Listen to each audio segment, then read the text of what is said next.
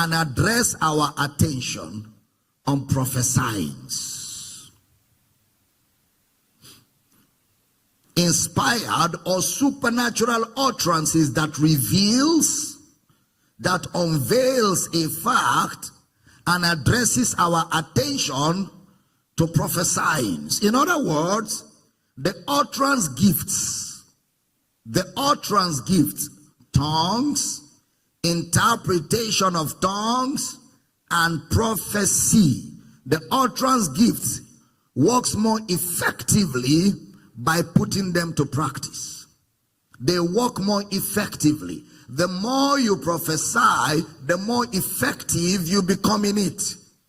The more matured, the more you prophesy, the more you speak in tongues and interpret, the more proficient you become.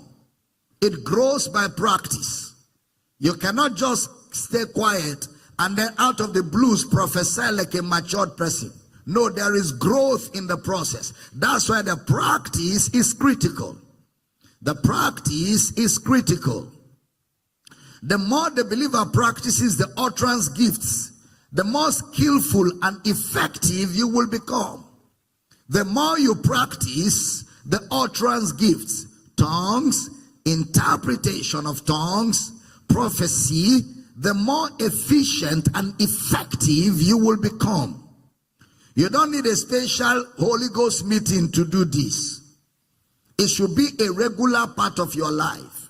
Every day as you go through the day, you get inspired.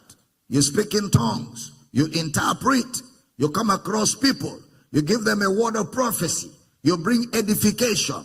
You bring grace words. You bring spirit-inspired utterances to people. So wherever you are found, you are constantly ministering the things of the Spirit and the things in the Spirit.